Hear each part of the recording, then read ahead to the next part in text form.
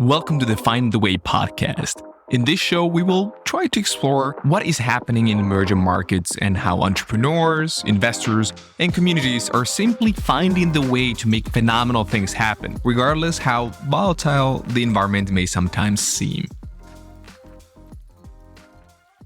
Hey everyone, I'm super excited to present to you Agustin Belloso, the CEO and co-founder of Tomorrow Foods. Tomorrow Foods is revolutionizing the way that plant-based food is being distributed and how it is going to be available for people throughout Latin America. Welcome, Agustin. Thank you again. The pleasure is mine being here and sharing a little bit of my thoughts and my journey. Great. Would you be able to give a little intro to yourself so the audience can know a little more? So I believe the first thing that stands out is that I'm a lawyer, right? A lawyer leading a food tech company.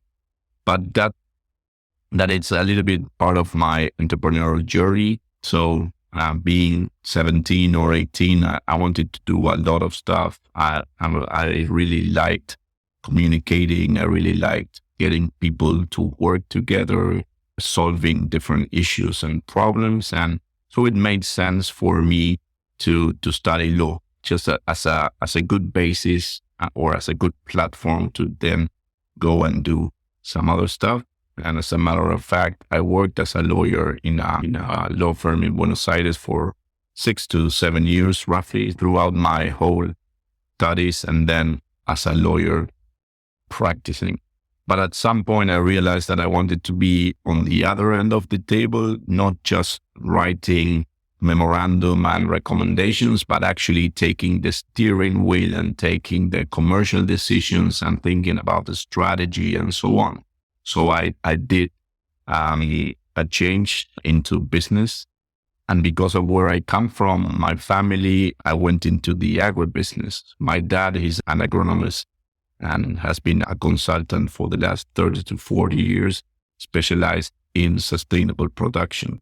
So we started having a lot of conversations, and I had my first venture producing and exporting pulses and specialty crops. But like a question remained there. It's when we were exporting from Argentina to the world this raw material like peas, chickpeas, and mung beans, it was a model that bet on scarcity, right? Because as long as the harvest is bad in Canada or in India, other countries that are producing this type of crops, then our crop will be more valuable because of a simple offer and demand thing, right? So when going through this is how could we change that and how can we leverage the sustainable production but on a model that bet on abundance and not scarcity. And that had to do about adding value locally. And by adding value locally, at the same time, we could make our system even more sustainable. So that's why we leveraged on that legacy, on the sustainable production, and started not only producing those raw materials, but also transforming these into ingredients and into plant-based foods in a very sustainable and efficient way. That it's exactly what the world has been asking. So it sounds very straightforward, but this was 5 or 6 years in the making and really discussing, opening ideas, meeting new people, and actually meeting my 2 other co-founders in Tomorrow Foods. So at Tomorrow Foods, we are 4 co-founders, my dad, myself, Mo, who is a chemical engineer with all of the background in R&D, and Gonzalo Segovia, who comes from the ingredients industry, and he was the guy importing the ingredients. So I was the guy exporting the raw materials to China, Europe, and the US, and Gonzalo was the one importing the ingredients that were made out of those raw materials. So although I'm a lawyer, I've had my journey, but now I find myself in a place exactly of what I wanted to do, to lead a team of people trying to solve different issues, changing paradigms, or actually thinking on strategies on how to go around those important changes that I believe the region needs to make. Absolutely. And with your current offerings, who are your main customers? So at Tomorrow Foods, what we do is we deliver plant-based protein systems to the B2B food industry, right? So our customers, our brands, are players from the food industry who need to complement their portfolio with plant-based offerings, right? Because nowadays, flexitarians and the new generations are becoming more and more conscious about what is it that they eat, what is it that they consume. So plant-based products have positioned themselves as an attractive alternative to bring more healthier and more sustainable food to our table. Now, how these brands that have been working with other ingredients, with other paradigms, with other ways of working, how can they innovate at the pace that the market is demanding? How can they do it when most of the ingredients come from abroad, from suppliers from China or Europe, that brings cultural barriers, transactional costs, and so on? So what we do is we deliver these plant-based protein systems, which are basically dried premixes comprised of plant-based protein, other functional ingredients, and our R&D. So these brands get this one-stop shop solution from Tomorrow Foods. They just need to add water, oil, or some other ingredients with no additional capex, no additional expertise or knowledge. They can easily bring to market new products in a very simple and agile way. So in a way, we are enabling more companies to have more plant-based offerings, because in the end, what we want is for consumers to have more alternatives in a convenient way, in an affordable way, and in a healthy and sustainable manner. And we believe that is the only way we can go into mass adoption of plant-based proteins, which is the only way to capture the positive impact that these alternative proteins can have. Absolutely. And how has your journey been so far in terms of when we look at the realities of Latin America, where meat consumption is on a very high level, and the population typically consumes a lot more meat than in certain other parts of the world? How has this transition been in this region from your perspective? That's really interesting. And that's a question I get a lot, because obviously we have a very long and strong legacy in Argentina and the region about having the best beef. And we all really enjoy having a beef because it's much more than just a meal. It's about sharing with your family, sharing with your friends, a good moment. So we have during weekends what we call the Asado, which is basically a barbecue that you get together with your family and friends and share that moment. So if you talk to those consumers that you're here to disrupt the meat industry, to replace completely that meal, you're not only talking about replacing an ingredient or a food, you are talking about displacing this cultural thing that it's getting together. So from Tomorrow Foods, we like to take a stand. We're not here to displace animal proteins. We're here rather to complement animal proteins. And if we can convince that meat eater from Argentina that really enjoys his beef to have plant-based proteins at least once or twice a week to have a more diverse diet, then I'm sure we can then convince people from other countries, right? Because the Argentinian or the Latin American consumer, when it comes to animal proteins, having this strong legacy, can be much more demanding on the taste, the functionalities that a plant-based offering should give him, right? It's a challenge, but it's the best place in the world we can be to develop those kind of proteins. But also Argentina, and Argentina in particular in Latin America, it's not only one of the leading countries in meat consumption per capita. We also have one of the lowest consumption per capita of pulses, of legumes, right? So peas, chickpeas, lentils, we eat around 800 grams per person per year. When you compare that to the 14 kilos per person per year in Europe, or more than 20 kilos per person per year in India, we're at a very low.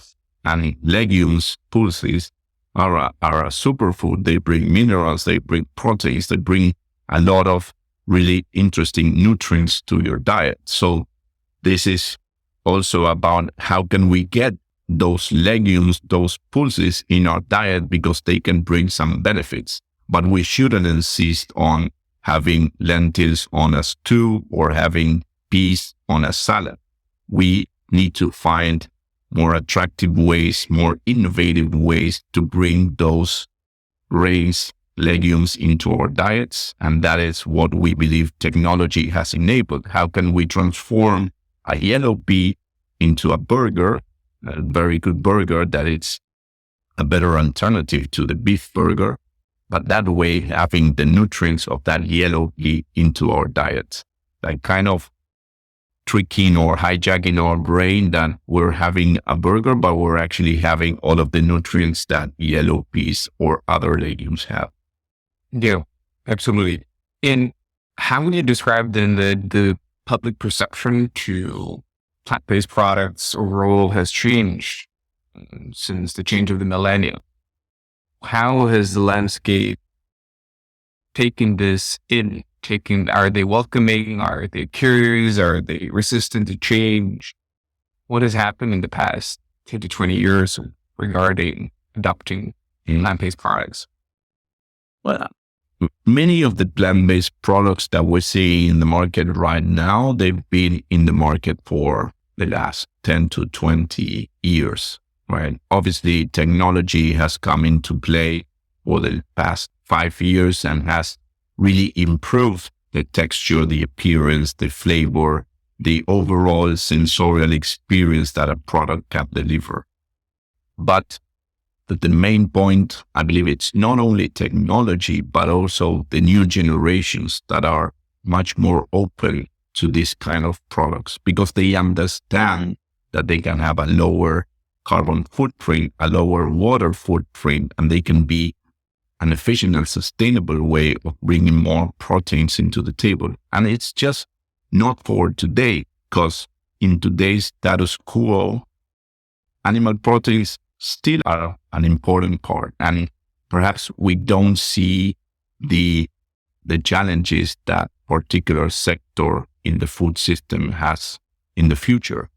But it's important to start getting used to having alternative proteins much more for the years to come. So let's say in 2030 or 2050, which is not that far away. I was just thinking yesterday, my youngest kid has below a year, so he's 5 months. And I was thinking that by 2050, he'll only be 28 years old. And 2050 is when we think about this apocalypse of being 10 billion people in the world, losing our biodiversity and so on. So it's a better thing that Porfino, that is my son's name, gets used to having alternative proteins, having different ways of eating, different ways of consuming that can be a way of nourishing and having all the nutrients that he needs, but also leaving something for the ones to come. So again, plant-based foods are here to stay, and perhaps the eldest generations are a little bit more resistant, and you can understand that because they've been eating in a certain way for the past 40 to 50 years of their life. And they won't be here. Many of them won't be here in 2050. So perhaps they care, perhaps they don't. But what we are seeing is that millennials or even centennials who will be here in 2050, together with their kids, together with their grandkids, they are more responsible about how is it that we eat today, but more importantly, how is it that we will eat tomorrow. And then again, plant-based proteins are an excellent way of filling that gap between animal proteins, which are unable to keep on scaling in a sustainable manner, and the protein demand that keeps on scaling along with the people that we are in this planet. Yeah, absolutely. Then if we take a little closer look to your journey, how has it been as an entrepreneur operating in Argentina? There's a lot of volatility that you have experienced in terms of politics, in terms of economics. How has it been? How are you making it? How are you finding the way to survive, keep growing, and scale your offerings? I think that one key advice for anybody who's coming from abroad like yourself, Eric, and wants to start a venture here in Argentina, the number one advice would be don't read the media, don't read the newspapers, because you will get really discouraged day by day. Just today I was telling you that we have a train strike where the buses are not working. People are starting to put a lot of demands on the street. So the street is starting to get a little bit tense. But at the end of the day, you need to keep on going. So if you read what is going on, what's going on with our politicians, what's going on with our economy, we have the highest inflation worldwide, only behind Venezuela and Iran, I believe, or some other country that it's in the frontier. So if you see all of that, you can see a lot of notes that are telling you, no, you shouldn't start a venture in Argentina. You shouldn't try to change stuff and so on. And it's easy to get discouraged, so don't read the media. But at the same time, you can see a lot of opportunities arising because there's a lot yet to be done in Argentina and in the region. So I try to focus more on those opportunities that have to do with the talent that we have in our people, with the scientific system that we have. We have a strong legacy in sustainable production, agricultural and animal protein. So we have a lot of good stuff. So I try to focus on that and also think of the good things that we have. And again, the good things that we can still develop and that we can still do. And then I really have a good time at Tomorrow Foods with my team because it feels like doing a puzzle, right? It's about putting everything in its right place, right? And trying to bring the different players into the table and putting together the incentives, just trying to build something new around all of this tension and around all of these signs that are telling you no. So it's a very interesting challenge to go about. Absolutely. But then if you look at a bit of your background, that you're a lawyer who went to the world of technology, you did your MBA in the UK, you could have done the same thing, probably get started a lot faster and easier. Access to capital would have been a lot better in the UK. You could have stayed there. What brought you back to Argentina and start operating from here? Even though you could have probably lived a very, very nice and lucrative life in the UK. Mm-hmm. And I think that's more on a personal note. We're not many the ones who are fortunate enough to have a university degree or even more to travel abroad to continue studying. And I was very lucky being able to study in the UK, a university with prestige such as the Cambridge University and so on. And I could have stayed there.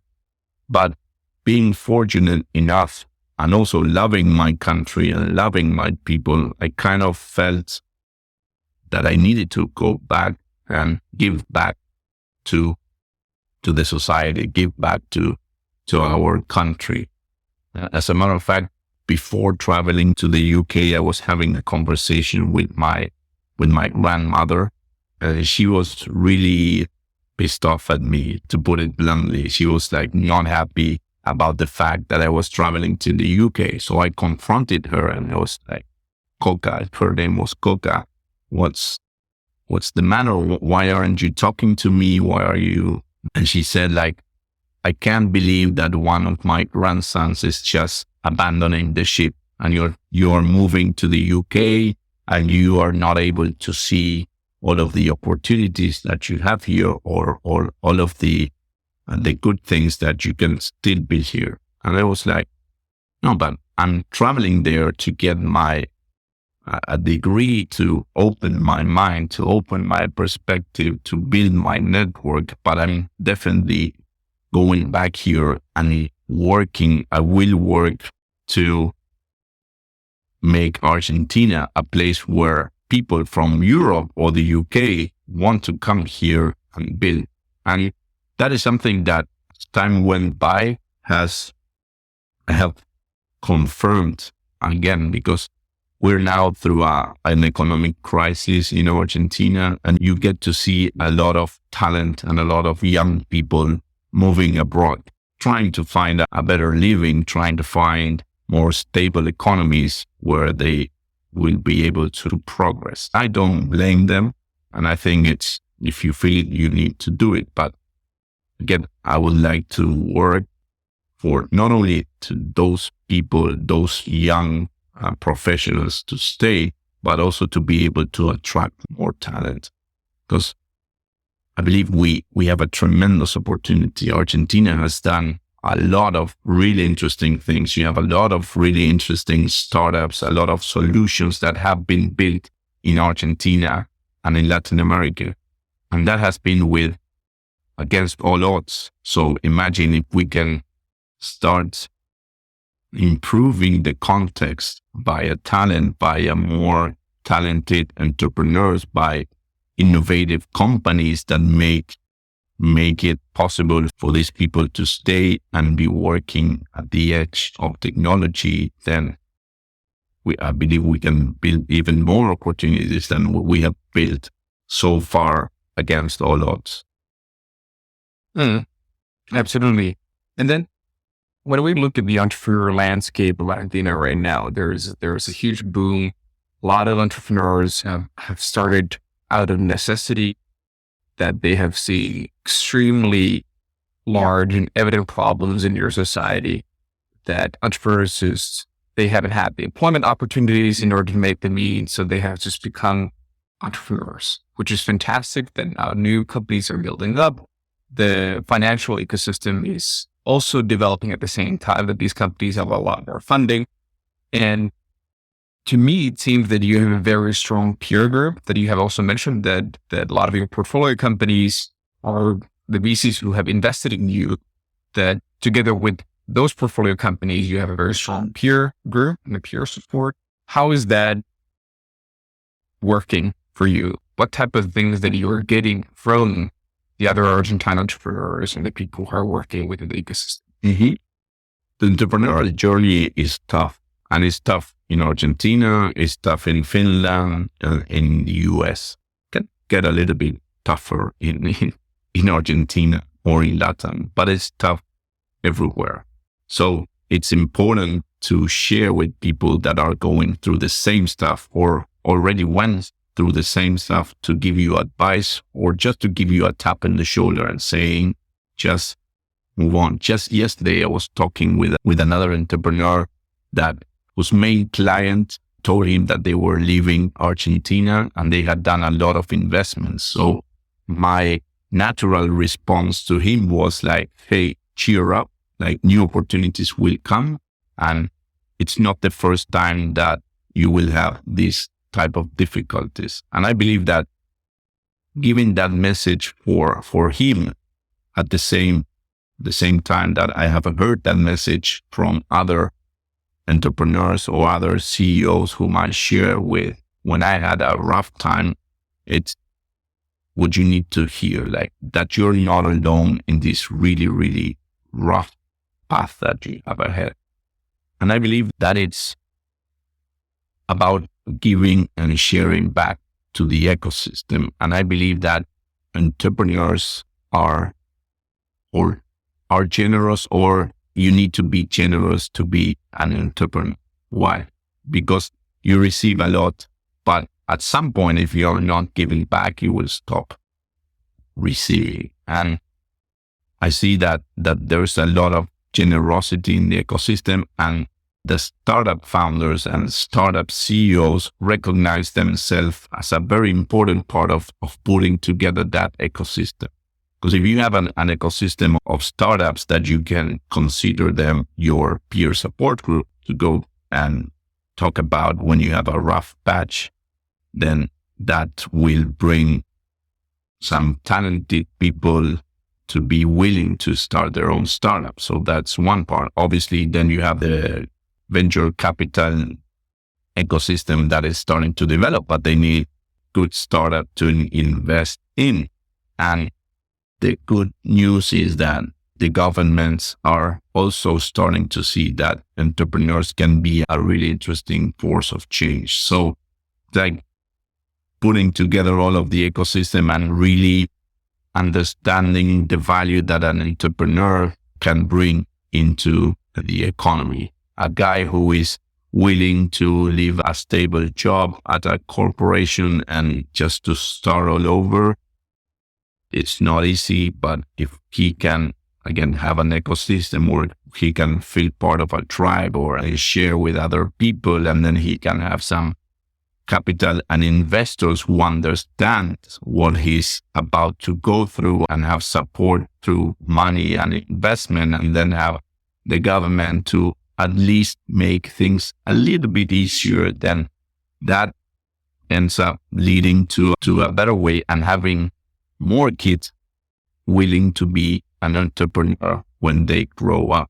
And for that, luckily, or because of the efforts of those entrepreneurs, we have a lot of success cases in Argentina and in LATAM, where you have Mercado Libre, you have Globant, Despegar, and many other unicorns that can show you where that road leads in the end if you make enough effort, if you are able to put together that pieces of the puzzle and understand all of the opportunities that we have in Latin America.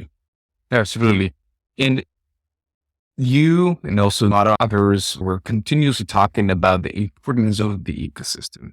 But a lot of times this concept is extremely vague, so people just take it as blah, blah. And what does that mean to you? Like, what is an ecosystem, startup ecosystem for you? Because we're constantly emphasizing the importance of it. So what does that mean to you?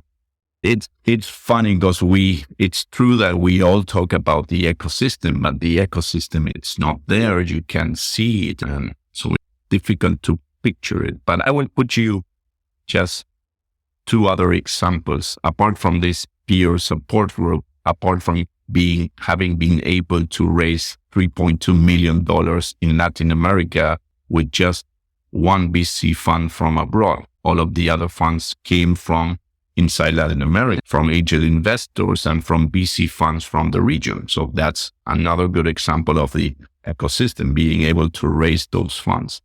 But also having a bigger ecosystem with other startups, I believe makes things easier for you. For instance, in Tomorrow Foods, we deliver these plant-based protein systems through a vertically integrated approach. So we start from the very beginning with farmers, certified and sustainable farmers that use regenerative agriculture practices. And then we go through the whole value chain up to the industry. Now, these farmers are doing a lot of really cool stuff, using less water, using less resources. And we know that, but we need to get the message across to our clients and to the consumers so that they understand that the way we grow our chickpeas in Argentina, it's done in a very sustainable way. The question that we have is, should we build our own traceability tool? Should we start running our own water footprint calculations? Should we start doing or building our own carbon footprint calculator? Or can we go to the ecosystem, look for other startups that are doing this, in particular in the agtech sector, and just work together and collaborate and just use their solution so that we can focus on our core. That is the protein extraction and isolation and the design and development of solutions for the food industry. And that's how we're working with It. That is an agtech startup from Argentina that's already has an important footprint, and it's even entering the US market. We use their traceability tool where farmers trace and register all of the labors that they do in the farm. And we're able to tell that crop story to the industry and to our consumers. And also working with Quilimo Agtech, which is a company that helps us calculate the water footprint of those crops so that we can then tell that story to the industry and to consumers. So if we didn't have that vigorous ag-food tech ecosystem in the region, then Tomorrow Foods would have to go back and build it itself or try to collaborate with a startup from Israel or from the States. Then I'm sure that there are some cool startups that could help us. But then you have cultural barriers, time zone barriers, transactional costs, and so on. We could have done it, but certainly not at the pace that we were able to implement those solutions with those startups. So there you have just three good examples of an ecosystem: having a peer support group to go through rough patches, being able to raise capital to continue with your mission, and also being able to plug in different solutions and collaborate so that everyone can focus at their core and not just building things that are an addition to what you're actually good at. And when do you think that this changes have happened in Argentina in a way that the ecosystem has grown to a large enough place that you can start focusing on your core capabilities and not worry too much about vertically integrating your operation in order to deliver services and products to your customers? When do you think that this change is happening, that there is enough players, enough quality players in the market to provide you the necessary services and support that you can focus on your core business? Mm-hmm. Oh, and I think there's still a lot of room to grow and a lot of room for improvement. As a matter of fact, I envision Tomorrow Foods as that startup that can help other food tech entrepreneurs or other food companies to actually reach their own or deliver their mission as well. But like I said before, I believe that having good success cases like Mercado Libre, Globan, and others were like the first step, because people and professionals, Italian people, started to understand that there might be a career path in building a new venture, in being an entrepreneur. And then you had people going into that, and some funds starting to pay attention and bringing the support there. What I believe is that those first startups were more focused on technology, which was great because we have a lot of talent. Now we see a new wave of startups focusing on biotechnology, focusing on climate tech solutions, and focusing on food tech solutions, leveraging on the legacy that the region has. So as soon as we have one or two success cases from the biotech sector, from the ag food tech sector, that would also push even harder, and we will continue to build this really vigorous ecosystem in the ag food tech, not forgetting about where Argentina and Latam come from, being the breadbasket of the world, but using that in our favor to add more value locally and reposition ourselves also as an innovation hub. And for me, that is one of the key purposes that we have in Tomorrow Foods. We could have built a very interesting company exporting raw material or even exporting isolates and concentrates from those legumes. But we wanted to take a further step and actually build innovations and develop new technologies, because we believe we can do it just as they do it in Israel, in Europe, the US, or Japan. We can also do it here. And again, I hope that Tomorrow Foods can be a good example and a success case that LATAM is not just the breadbasket of the world. It can also be a very strong innovation hub. Absolutely. Absolutely. Hey, thanks for sharing a little bit of your journey and what is happening in this part of the world, Agustin. I truly appreciate that. And thanks for being the guest with us for this episode. Oh, thanks to you, Oregon. And I believe that what you're doing is very valuable. People will wondering what was a Finnish guy doing in Argentina trying to portray this. And you're also like putting the finger into us. It's why can we be more loud about the things that we're doing? But anyways, it's great that you're taking your time to really tell these stories about the good things that we're doing here in LATAM. So I really appreciate that you are investing your personal time into this, and whatever you need, I'm here for you. Thanks.